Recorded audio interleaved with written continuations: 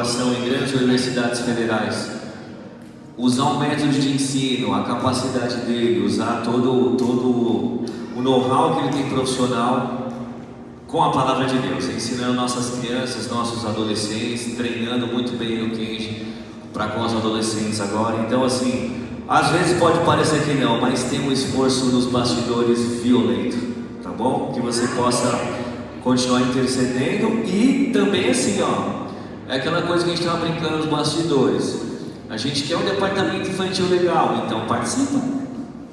Poxa, eu queria que ficasse melhor essa igreja, então participa. Poxa, podia pintar a igreja, vem pintar. Vem ajudar, podia fazer isso, vem fazer com a gente, tá bom? É um convite amoroso, mas é isso daí, tá bem? Vira pro teu vizinho e fala assim, eu acho que falou com você, fala isso. O que mais diz recado? Esse é maravilhoso, diga glória a Deus aí pela conferência. Dia 5 e 6 nós teremos a nossa primeira conferência, Ser como Cristo, vão ser 2 dias. No dia 5 vai ser bem focado aos jovens, a gente vai trazer 2 pessoas aí bem especiais, com uma linguagem bem bacana. É claro que está aberto para todos, tá? Para nós vimos também, eu vou estar nos 2 dias, mas você vai perceber que no dia 5 vai ser um movimento assim mais juvenil mesmo, tá bom? Mas é importante os pais também estarem, todos estarem, tá bom? A gente vai fazer uma espécie de um painel com perguntas, vai ter administração.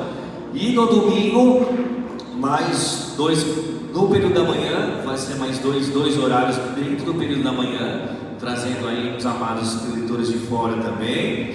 E exclusivamente no dia da conferência, nós teremos no domingo à noite também. Então, vai ser um final de semana muito importante para a nossa igreja. Então, se faz parte da igreja Ser como Cristo ou está nos visitando, venha na conferência, tá bom? Quem vai vir, na glória a Deus aí. Vai ter um link, já está esse link ou não? Lá na bio do Instagram tem um link lá, você clica para você fazer a sua inscrição. É gratuita, mas você precisa se inscrever, tá bom? Vai rolar o vídeo? Então vamos lá. Apaga as luzes aí, pessoal. Vai rolar um vídeo aí.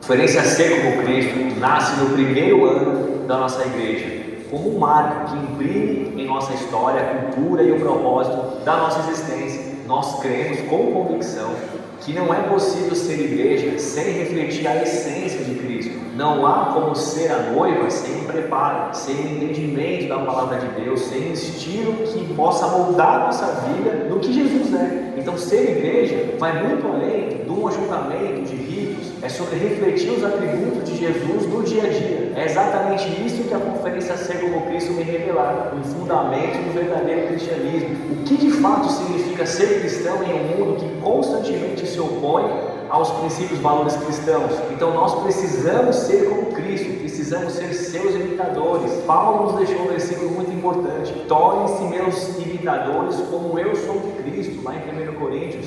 E é por isso que essa conferência se concentra em um único e poderoso propósito: despertar, ensinar e inspirar cada pessoa a ser cada vez mais parecido com Jesus. Ser como Cristo não é uma ideia apenas, é um chamado real, é um convite para uma jornada de transformação, de entrega, de santidade. A palavra que eu quero deixar nesse vídeo é, portanto, sejam meus imitadores como eu sou de Deus, em Efésios capítulo 5, verso 1. Esse é o sentido, esse é um chamado da igreja. A noiva precisa se parecer com Jesus, e esse é um convite que eu faço para você e para todos que estão assistindo. Nós precisamos ser como Cristo para poder refletir os seus atributos. É esse meu convite. Vamos juntos ser como Cristo, porque ser igreja de fato é ser como Jesus. Deus abençoe.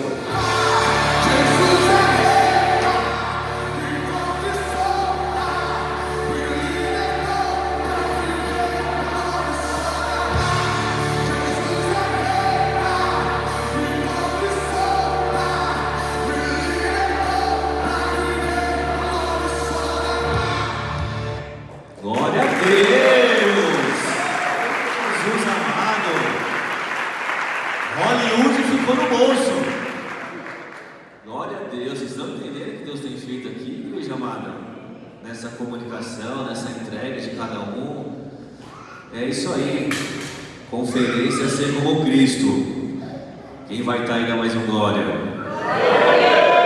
Esse vídeo já vai estar daqui a pouco na rede social. Nossa, Deus, é isso aí. Jesus sendo glorificado. Agora o recado mais importante, esquece tudo que eu falei até agora, o recado mais importante, costelão do Papo de Homem. Glória a Deus, dia 16/6, não estou brincando, não esquece nada que foi falado não. Mas o costelão é bênção, tá bom? Então Papo de Homem, dia 19/6, na chácara do Ale. Cadê? Alês, é o casal lindo dessa casa aqui. Vai ser um feriado e a gente vai estar lá costelando. Existe esse termo? Senão nós vamos patentear agora, tá bom? Com os irmãos. Cadê os homens dessa igreja? Para encerrar bastante, recado hoje, ó. Caldo lá na Casa da Pedra pra Rocha, tá bom? Nosso projeto social, dia 28, às 18 horas. Maiores informações com a Tati. A Tati tá aí, hoje ela não tá. Senão você procura alguém do Boas-Vindas. A gente vai fazer um caldo, vou estar lá também no dia 28. E vai ser um momento muito importante, tá bom? E a conferência, olha que eu atravessei da conferência, por isso que era o último aqui da conferência, beleza? Agora sim, visitante, primeira vez que você está na igreja Ser Como Cristo, dá um tchauzinho aqui para mim se você é visitante. Tem uma irmã lá, duas, um irmão ali, poxa, sejam bem-vindos aqui também, sejam muito bem-vindos, tá bom? Aí ó, meu craque aí ó, tô todo dolorido aqui ó, mas ganhamos ontem, não é craque não, deu uma vida lá. Sejam bem-vindos vocês, tá bom? De verdade mesmo. Se vocês frequentam alguma igreja, está visitando só a gente, manda um abração pro pastor de vocês lá. Mas se não, nós estamos juntos aí. Amém? Filipenses 4:7. Vamos lá, igreja.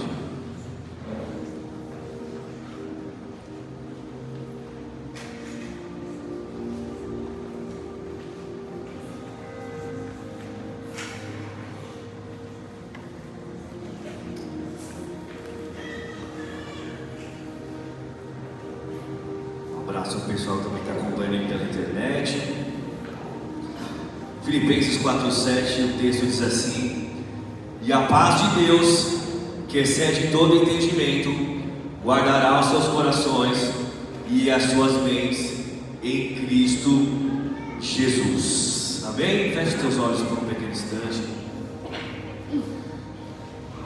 Usa a minha vida, eu te peço, Senhor. Rei dos reis, Senhor dos senhores, nosso Pai, o que nos conduz a uma paz, Senhor, que excede todo entendimento humano, o que guarda a nossa mente, o que guarda o nosso coração, o que nos protege, tudo que foi falado aqui, Senhor, todos os recados, ó Deus, o acolher dos visitantes, do pequeno ser, dos teens, da conferência, Senhor, do papo das mulheres, Senhor, o chá das mulheres, o culto das mulheres que tem abençoado as famílias aqui, Senhor. Todos os departamentos, meu Pai, é tudo para a Tua honra, para a Tua glória, Senhor. É tudo para cumprir uma missão de pregar a Tua palavra, Senhor, transformar as vidas através do Evangelho, Senhor. É pregar salvação. Usa a minha vida, Senhor. Tu sabes que sem Ti eu não posso fazer nada, Senhor. Todo esforço, toda dedicação é tão limitada, meu Pai.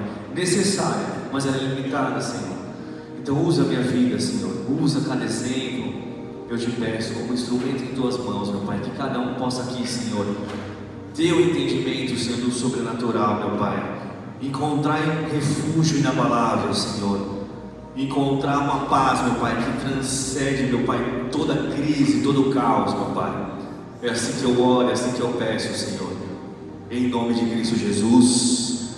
Amém, amados? Glória a Deus. O tema da mensagem de hoje, ela ainda percorre nessa veia Ser Como Cristo. E não há como nós sermos como Cristo e não vivermos em paz. Às vezes é difícil encarar esse termo paz num mundo de literalmente guerra, que é o que nós temos visto, que nos entristece, de certa forma nos abala, mexe conosco, mas no contraponto, faz parte de promessas, faz parte de profecias, de cumprimento da palavra. E o tema da mensagem de hoje é refúgio inabalável, quando a paz transcende toda crise. Há um lugar, um refúgio, e lá você se encontra inabalável. Há um lugar onde você pode estar e permanecer, que ali você encontra uma paz que transcende todo tipo de crise, de caos. Filipenses capítulo 4, verso 7, que é o nosso texto básico, fala assim: e a paz de Deus, que excede todo entendimento, guardará os seus corações e as suas mentes em Cristo. Paulo está dizendo que há uma paz, essa paz não é encontrada em nenhum território, mas ela é uma paz encontrada em Deus. Efésios, depois ele fala também, nós vamos citar mais para frente esse texto, que excede o entendimento, ou seja, não dá para entender. Não dá para entender o meio de uma guerra, o meio de uma turbulência, o meio de uma crise ou qualquer tipo de desconforto que você possa estar passando em qualquer área da vida e sentir paz. Chega a ser irônico. Para quem não entende, parece até negligência. Mas aqueles que conseguem encontrar e mergulhar profundamente nesse refúgio, eles se tornam inabaláveis. Não é que eles não vão se entristecer, não é que eles não vão chorar, não é que eles não vão passar pelo processo de dor, mas isso não vai ocasionar um abalo. Jesus teve suas tristezas, Jesus teve como homem as suas decepções, Jesus teve a sua dor e o seu choro, mas isso não impediu o propósito e dele cumprir aquilo que ele havia necessidade de cumprir, que era a cruz. Vira para a pessoa que traz paz ao teu lado. Teve gente que não olhou, eu não sei porquê. A busca pela paz, igreja, se tornou algo tão forte nos tempos modernos. Num tempo contemporâneo aí de velocidades descontroladas, de disputas, de estresse, de irritabilidade extrema, de desejo pelo resultado, pela alta performance, a paz acabou se tornando um objeto de luxo. O que deveria ser algo natural e uma vivência constante se tornou períodos esporádicos, quase que escassos. Um estudo, não vou focar muito nos estudos, que aqui a gente prega a palavra de Deus, amém? Mas a gente traz algumas análises aí contemporâneas, e eu tive aí a curiosidade de buscar alguns estudos. Um deles, do Instituto Americano, vou testar o meu inglês aqui, ver se de fato o Duolingo está funcionando em minha vida. American Physical Association, acertei ou não? Mostra que o estresse crônico atua em 75% dos americanos. Nela foi identificada a preocupação excessiva, insônia, irritabilidade e descontrole. O IBGE, já aqui do nosso país, fez uma pesquisa num segmento que é o divórcio. E lá foi relatado que 60% dos casos de separação não é identificado pelas traições, mas pela falta de paz dentro do lar. As traições, os rompimentos, eles são o desdobramento da falta de paz. Então os relatos que foram ali colocados nessa pesquisa, explana ali que as brigas constantes, a falta de respeito, o descontrole, as ofensas, tudo linkado à falta da paz, ocasionou processos como esse.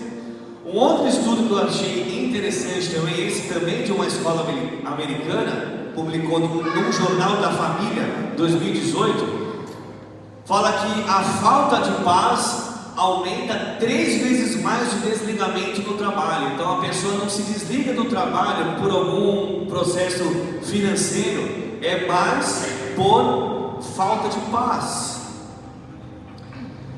O que a gente entende com isso, amados?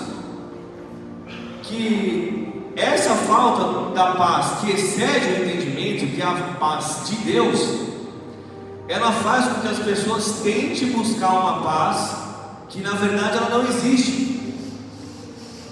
A paz ela é buscada em métodos psicológicos, a paz é buscada numa viagem, numa multiplicação financeira. Se eu tiver bastante recurso, pelo menos eu tenho paz. Num espaço geográfico, não vamos para tal país porque lá é mais tranquilo. Só que na verdade isso são talvez até métodos de descansos, conforto, e que está tudo certo, amém? Mas que a verdadeira paz não é encontrada. O contexto histórico aqui de Filipenses, voltando no texto, Filipenses 4:7, Paulo está falando para esse público que existe uma paz em Deus que vai superar aquela visão terrena. Ela supera esse entendimento humano do que a gente entende como paz. E quando eu consigo acessar esse entendimento em termos espiritual, eu saio do entendimento humano e vou para o âmbito espiritual, ali eu sou guardado. O verso continua no capítulo 4, verso 7 de Filipenses, fala assim: e lá guardará o seu coração e a sua mente. E o que a gente entende então? Que a paz às vezes não é externa, ela é interna. A paz que excede o entendimento, ela deixa a minha mente guardada e meu coração guardado em Deus.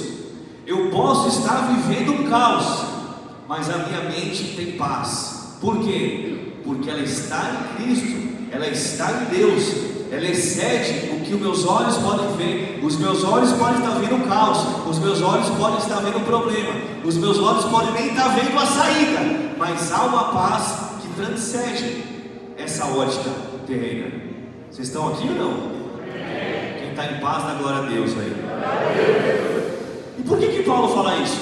É importante a gente entender o contexto, onde isso foi encaixado. Se você for estudar a carta lá de Filipenses, você vai ver que, primeiro ponto aqui, Paulo não escreve isso de um resort. Paulo escreve isso dentro de uma prisão em Roma, possivelmente em Roma. Então, a maioria dos teólogos aí indicam Roma. A época era provavelmente aí também por volta de 61 depois de Cristo. Então, a cidade de Filipe ali era muito importante na região ali da Macedônia, era uma colônia romana, e ela vivia ali um patriotismo forte, uma cidadania forte ali. A cidade tinha um diferencial que era a sua multicultura, então era uma cidade que avançava, mas o contraponto disso é que ficava uma bagunça espiritual. Você tinha uma ideia de uma cultura romana, mas misturada com uma grega e misturada com os gentios e junto com os novos cristãos que estavam vindo. Então ela abrigava ali também, Filipe ali abrigava assim uma comunidade relativamente jovem, porque Paulo havia na sua segunda viagem missionária estabelecido ali o cristianismo como o grande apóstolo. Se você quiser se aprofundar mais lá em Atos capítulo 16, tem essa viagem de Paulo lá para com os filipenses, e ali ele estabelece a primeira igreja ali. E qual que era a situação dos cristãos? Porque essa é uma carta, não é uma carta evangelística, é uma carta para esse grupo de cristãos. Então eles enfrentavam oposições, perseguições, tanto dos judeus quanto dos gentios local. Então eles estavam vivendo numa multicultura, mas tentando estabelecer uma cultura cristã. E quais eram os desafios ali internos deles? Era de certa forma a rivalidade, a opressão, era de certa forma ali até mesmo uma desunião, porque você tinha novos cristãos se convertendo, que ainda tinham as suas ramificações em outras religiões, então eles estavam num processo de transição, e todo o processo de transição exige ajustes. Então eles estavam vivendo, além de toda a perseguição do próprio cristianismo que já se tinha ali, os próprios ajustes internos ali deles. E onde que fica a paz nesse lugar?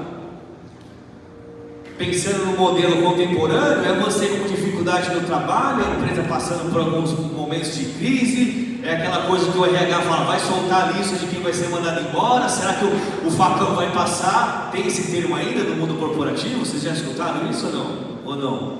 Será que eu vou? Será que eu não vou dessa vez? E aí você não sabe, é uma expectativa que você tem de um aumento, de uma promoção, isso não acontece, acontece com outra pessoa, aí você chega em casa para ter paz, aí é fralda para trocar, é filho gritando, é a esposa falando que você não lavou a louça de ontem, corta essa parte aí que o pessoal está gravando. Aí você tem envolvido com a igreja, você tem as questões de igreja, você tem questões de família, você tem questões que seu time não ganha nem um jogo mais no Campeonato Brasileiro. Caos! E onde eu encontro a paz? Porque às vezes você vai para casa e às vezes está em crise, está difícil, às vezes é uma situação financeira, às vezes é uma divergência que eles estão passando, às vezes é uma TPM, não, calma.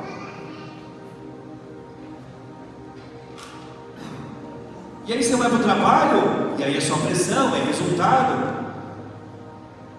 E você está na igreja, são pessoas diferentes, pessoas que têm as suas dificuldades. Onde que fica a paz então? Aí você fala assim, então tá bom, vamos pegar a família e vou viajar. Aí o avião atrasa, aí o check-out que você fez lá, o check-in que você fez não deu certo, é tudo caro. Aí você tem a paz, a estresse está passando, aí vira um estresse turístico. Eu brinco com a Nina sobre isso. Tipo assim, você está estressado, não preciso viajar, aí você vai viajar, é um estresse turístico. Daí pega todo mundo, embala, cadeira no carro, não sei o que, fez xixi, troca, não sei o que de novo, vai lá, não comeu ainda, e bate no prato, o prato cai no chão. Onde tem paz nisso? Está igual aquela irmã que olhou para o marido e falou assim, ó, eu te amo tanto, tanto, tanto, tanto, porque eu te amo do tamanho que eu tenho raiva de você.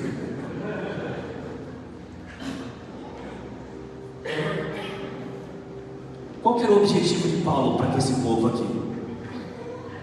Primeiro ele começa a agradecer, ele agradece muito Filipe, porque foi uma igreja que apoiou ele muito financeiramente e emocionalmente. Ele cita no capítulo 4, ele fala que estava aqui eu preso, e só vocês lembraram de mim. E ele já tinha feito as viagens missionárias dele.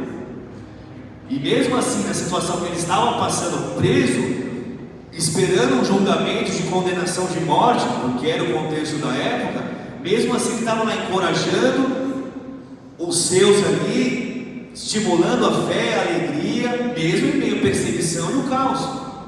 Por quê? Porque ele tinha encontrado, ele tinha esse acesso do refúgio inabalável que transcende essa crise a qual ele estava passando, preso ali.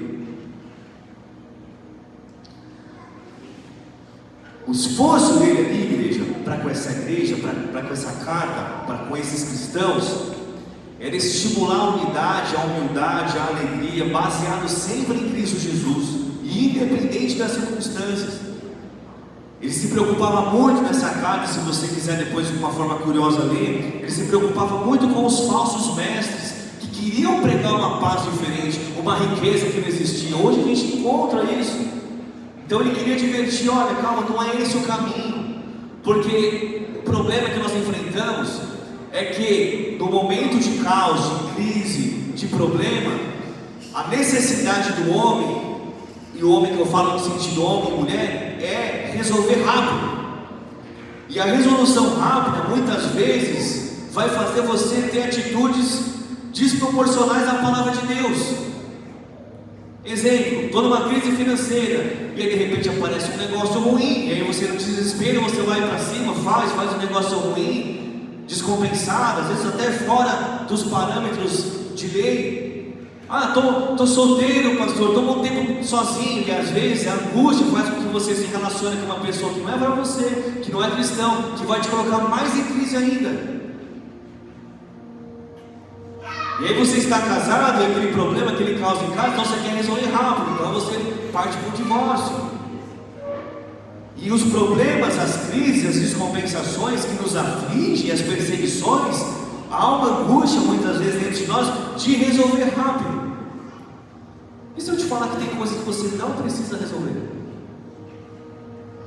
Porque quando você atinge a paz que excede todo o entendimento, é porque você entendeu que tem situações que fogem do seu controle. E se fugir do meu controle, eu vou ficar na paz que excede o entendimento. E agora começa a pregar, amém? Diga glória a Deus. Por que essa paz ultrapassa a compreensão humana? Se você for pegar a origem da ideia do que Paulo está falando aqui, é que essa paz, o primeiro aspecto dela, é que ela foge do autodomínio humano. Não depende de mim, de você, essa paz, porque ela não está relacionada a um fazer e uma habilidade, ela está relacionada à entrega e confiança. Então não é o que eu faço, é justamente o que eu deixo de fazer para confiar nele e falar: Senhor, está nas tuas mãos. Então o primeiro ponto que a gente analisa para buscar o lugar da paz que excede todo o entendimento é eu me desfazer do autodomínio humano, do controle de tudo, do querer resolver da minha forma, do meu tempo, na hora que eu quero e do jeito que eu quero. Essa paz, ela não está linkada a uma lógica, porque se ela está em Deus e excede o meu entendimento, eu não calculo ela. Mesmo em circunstâncias adversas, das perseguições e prisões, como a gente acabou de citar aqui, eu experimento uma tranquilidade profunda. É quase que uma loucura. Eu enxergo o caos, mas sinto a paz. Como que isso acontece, igreja? Porque supera as explicações humanas. Eu posso tentar te explicar essa paz, mas eu não vou conseguir. Eu vou tentar aqui ao máximo, que é o que eu estou fazendo, falta só 1h30 para eu terminar, mas eu vou tentando aqui trazer um caminho, um sentido, despertar em você as problemáticas, que você está indo em algum caminho errado, mas juntos nós vamos caminhar para essa paz.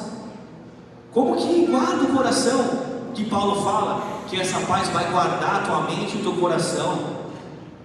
Essa palavra guardar, eu tive a curiosidade de buscar na origem da palavra aqui, que é em grego, é um termo militar, e sugere proteção de um soldado. Então essa paz que o Paulo está falando, ela vai guardar o teu coração, é uma paz que blinda você, e como um exército fica em volta do teu coração te protegendo. Esse é o termo que Paulo usa. Deus nos protege, protege a nossa mente, protege os nossos sentimentos, Ele guarda o nosso coração contra a ansiedade, contra o medo. Se a gente fosse pegar aqui o caminho do medo, a Bíblia fala que o amor de Deus, esse amor lança fora todo medo. Então se eu vivo a essa paz, conectado a esse amor, o medo, ele sai.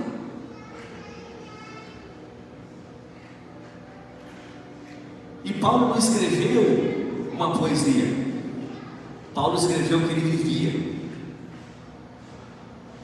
Ele estava preso, ele esperava o seu julgamento, ele estava no caos.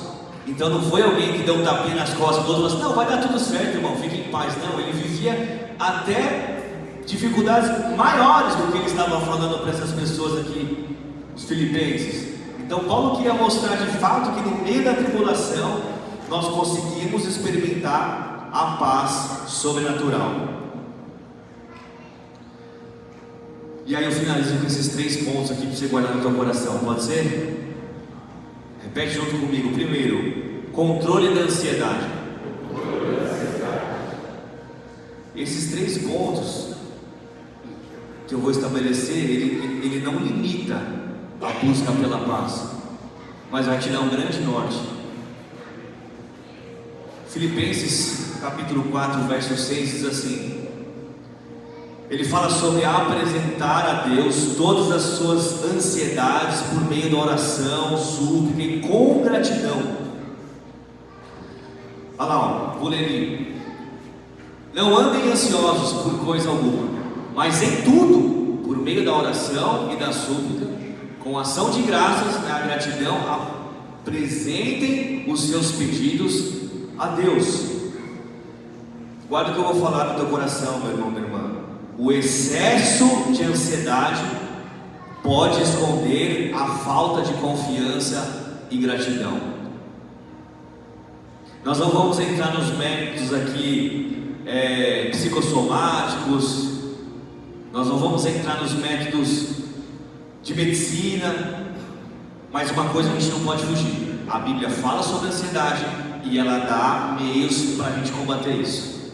Nós estamos vivendo uma das eras mais ansiosas de todas elas. Se já tinha ansiedade aqui quando Paulo estava falando 61 depois de Cristo, 2025 agora o negócio está pegando mais do que tudo. Então o excesso da ansiedade pode estar mostrando para você mesmo falta de confiança e gratidão. Porque a gratidão, mesmo nas dificuldades, ela realinha nosso foco, ela realinha o coração. Você está passando por uma situação aqui, mas você olha no retrovisor da vida e fala: peraí, eu já passei coisas até piores, cara. Eu esqueci quando Deus estendeu a mão. Poxa, Ele sustentou quando eu ganhava R$500, cara, quando nada me faltou. Ele sustentou quando eu não tinha carro, Ele sustentou quando eu fiquei desempregado. Só que a ansiedade tem tomado conta do coração das pessoas e tem ofuscado a confiança e a gratidão para com Deus. Então, quando eu reconheço a fidelidade de Deus, crendo naquilo que Ele pode fazer, então eu passo a buscá-lo com confiança. 3 versículos base nesse primeiro ponto de controle de ansiedade. Provérbios 12, 25 diz assim: a ansiedade no coração do homem o abate, mas na boa palavra o alegra. Se você deixa a ansiedade tomar conta do teu coração, ela te abate. Por quê? Porque você vai pensar coisas que às vezes nem existem, que nem aconteceu. Não, você viu o que estão falando? Você nem sabe o que estão falando. Quando alguém vem falar comigo assim: nossa, o pessoal está falando. Que pessoal? Não, as pessoas, que pessoas, cara? E às vezes você vai olhar ao redor, são 2, 3 pessoas, um noticiário que você pegou de uma mídia completamente manipulada. Quem que vai basear? O noticiário? Não. O que Provérbios falou? Uma ansiedade no coração do homem o abate, mas uma boa palavra o alegra. Eu não vou na ansiedade, eu vou na boa palavra, cara. Eu vou na boa palavra. Então onde eu encontro a paz? Na boa palavra. Na palavra de esperança, na palavra de amor, na palavra de fidelidade de Deus. Olha o que o salmista fala no Salmo 94, 19: quando a ansiedade já me dominava no íntimo. Quem já passou por isso, diga misericórdia. Quando a ansiedade está vindo, ela vem, gente, ela tenta dominar, ela domina tanto que chega ao ponto de pegar no seu fisiológico, de pegar, por exemplo, o estômago, refluxo, dor de cabeça, náusea, ao ponto de te dominar, te jogar lá embaixo. O salmista está aqui declarando, rasgando o coração: quando a ansiedade já me dominava no íntimo. Ele termina o verso: o teu consolo trouxe alívio à minha alma. Ele acessou. A ansiedade estava dominando o íntimo, o cara quase morrendo, mas ele foi e buscou um fôlego em Deus. Ele fala: o teu consolo me trouxe um alívio à minha alma. Então não é que a ansiedade às vezes não vai tentar te pegar, te dominar no íntimo, mas é um aviso: está chegando, então busque o consolo. Busque a paz, recebe o entendimento, busque a Cristo. 1 Pedro, é clássico esse verso sobre ansiedade. O texto diz assim, 1 Pedro capítulo 5, verso 7: lancem sobre Ele toda a sua ansiedade, porque Ele tem cuidado de vocês. Olha o que Pedro fala. Ele nem fala assim, ó, porque Ele vai cuidar de vocês. Ele fala, Ele tem cuidado de vocês. Deixar a ansiedade tomar conta do coração, abrir um parênteses com as coisas que você pode estar se tratando, sobre traumas familiares. Tem pessoas, por exemplo, que sofreram um grande assalto, aquelas coisas bem difíceis, mal armada, e a pessoa ficou traumatizada, e ela passa por um processo psicológico, terapêutico, está tudo certo, amém? Isso precisa, mas junto você precisa estar buscando a palavra, estar buscando os versos, como o próprio texto diz, a boa palavra me alegra. E o que Pedro aqui fala, lancem sobre ele toda a sua ansiedade. E o que é lançar? Lançar é quando sai do seu controle, você lança algo que já saiu do seu controle. Você está com ele agora. Porque não lançar a sua ansiedade sobre ele pode estar mostrando uma característica de falta de confiança e ingratidão. Repete comigo: confiança como quebra de orgulho. Provérbios 16, 18 fala assim, a soberba procede à ruína, e a altivez do espírito procede à queda. Talvez a ansiedade e a falta da paz está no nosso orgulho de querer tentar resolver tudo e fazer tudo do nosso jeito. Reconhecer que nós não temos o controle de todas as situações, mas que vem de Deus, faz nascer uma paz, uma confiança na soberania de Deus, igreja.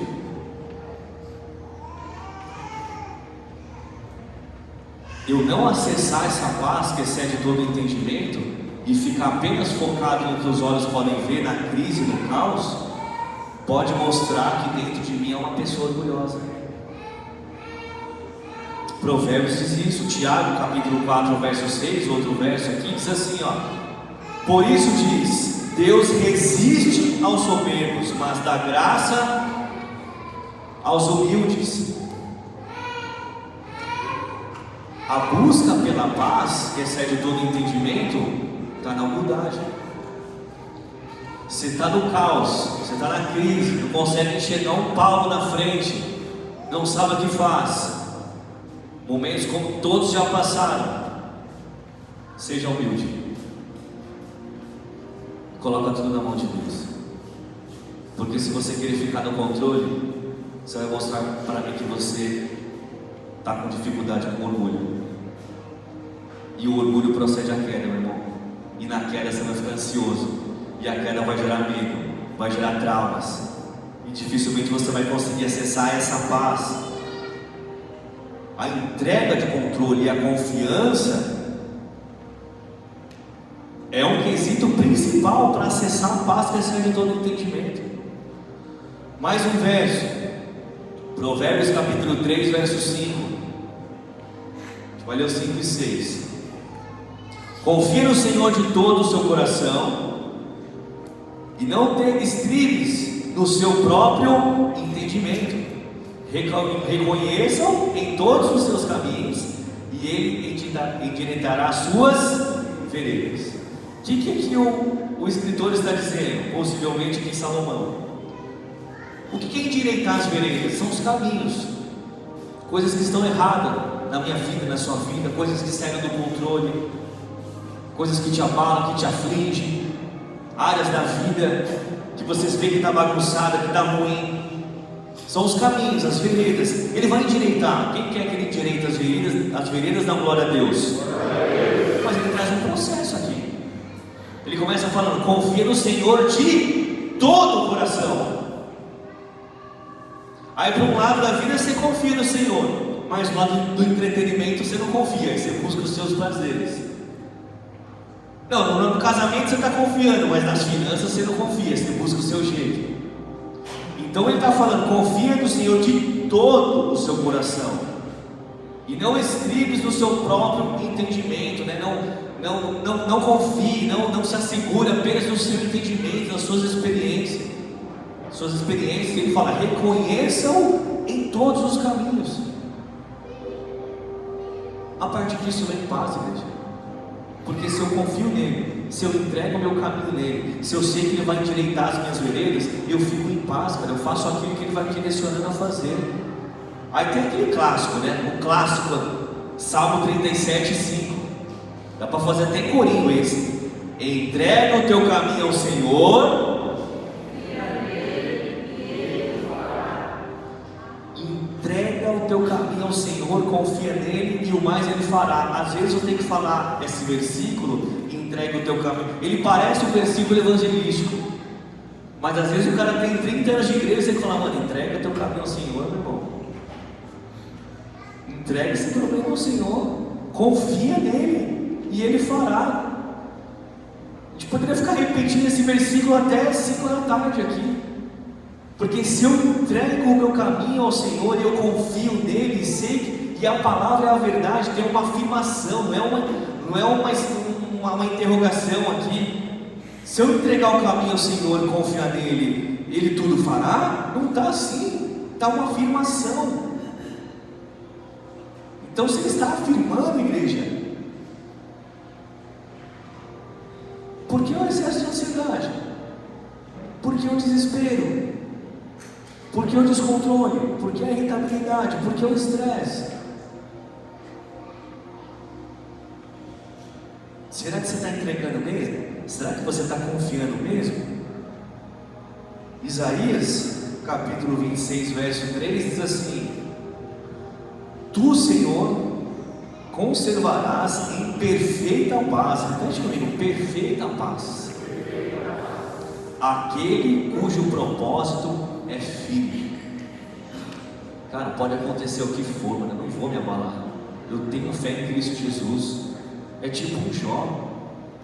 Pegou as finanças, pegou a família, pegou o lado profissional, pegou a saúde e o cara estava lá.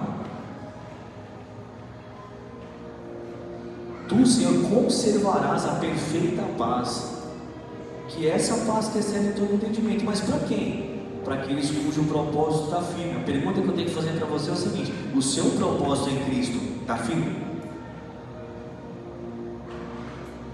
O que vai me responder isso? O seu estilo de vida. Se você é uma pessoa estressada, se você é uma pessoa que reclama de tudo, se você é uma pessoa que tem um medo excessivo, que tem uma ansiedade excessiva, comece a verificar o seu propósito, se ele está firme em Cristo. Será que o seu propósito está dependendo mais do resultado e das circunstâncias? Ou ele está transcendendo a paz que excede todo o entendimento e você está confiando nele? E o versículo continua: porque ele confia em ti, confiai no Senhor perpetuamente, porque o Senhor Deus é uma rocha eterna. Para você, meu irmão, para mim essa palavra. E para encerrar o começo do final, diga, repete comigo, fixar a mente em Cristo. Esse é o terceiro. Não há como buscar a paz que excede todo entendimento se você continuar com a mesma mente, com os mesmos pensamentos. Se você não tiver a mente em Cristo, manter os pensamentos nas coisas do alto, nas promessas, no caráter de Jesus, e que Ele é verdadeiro. Isso é o próprio Paulo que fala isso no capítulo 4, verso 8. Isso protege a sua mente, protege a minha mente dos medos, das preocupações. E aí a gente vem nos últimos versículos, 1 Coríntios capítulo 2, verso 16. Pois quem conheceu a mente do Senhor para que possa instruí-lo? Nós, porém, temos a mente de Cristo. Outra pergunta: será que você tem buscado a mente de Cristo? Ou você pensa sempre do mesmo jeito, do seu jeito, da sua maneira de ser, pelas suas experiências? Será que você não renova essa mente?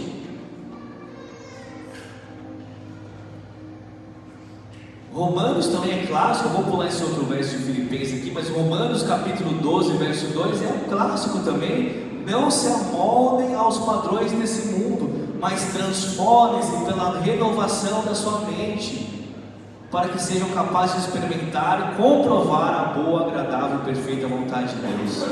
Cara, se você pensar do mesmo jeito, cara, você vai continuar vivendo as mesmas aflições.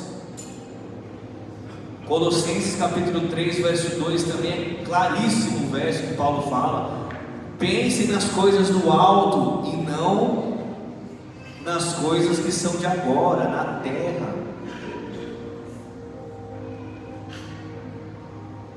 Do que nós concluímos, igreja? Com as palavras de Jesus, que é a nossa referência maior em paz. João 14, 27. Aqui os discípulos entraram em colapso, porque Jesus já estava declaradamente colocado em cruz, em palavras, já explanando para eles o que aconteceria, e o desespero toma conta. Medo, ansiedade, porque pensa naqueles discípulos que andavam com o mestre, que agora estavam confiando nele, que tinham visto milagres, prodígios, maravilhas, que se sentiram protegidos, acolhidos, respaldados, só que agora toda a confiança neles, que eles tiveram, está indo embora. Então por isso que eu não julgo Pedro que negou Jesus, não julgo os outros discípulos que foram se esconder, porque momento de angústia, momento de ansiedade, crise. Mas o que Jesus fala para eles e fala para mim e para você agora? O texto diz em João 14, 27: deixo-vos a paz, a minha paz vos dou. Mas olha só que interessante: não a dou como o mundo dá, porque é da forma que a gente entende paz. Só que não é essa paz que ele dá. E aí ele finaliza o verso falando: não se turbe o vosso coração, nem se atemorize. Vira para um vizinho bonito do teu lado e fala assim: ó, não se turbe o vosso coração, e não tenha medo. Jesus fala diretamente para os discípulos antes da crucificação. Ele garante uma paz que vem dele, que é uma paz especial, que é totalmente diferente da paz desse mundo. A paz desse mundo não vem de uma droga, não vem do recurso, não vem de uma viagem, não vem de nada terreno, mas vem dele. E é interessante que nos evangelhos Jesus nunca se colocou como ele era a paz, mas ele fala que dá essa paz. E por quê? Porque lá em Efésios capítulo 2, verso 14, se o pessoal puder colocar lá para mim, lá é muito claro quando Paulo fala que Deus é a paz. Então em Cristo nós temos o acesso à paz, que é o próprio Deus. Amém, meus amados? Amém. Diz assim, ó, porque Ele é a nossa paz. Nossa, não era para repetir, mas vocês gostam tanto de repetir que deu certo agora. Ele é a nossa paz, o qual de ambos os povos fez um. E por que Paulo está falando isso? Porque havia crise ali entre os judeus, cristãos, romanos. Só que em Cristo nós somos um, e em Cristo nós somos canalizados em Deus. E esse é o acesso da paz que excede todo entendimento. Amém? Feche os teus olhos aí por um pequeno instante, enquanto o pessoal vai ministrando aqui no louvor. Eu quero que você faça essa última reflexão.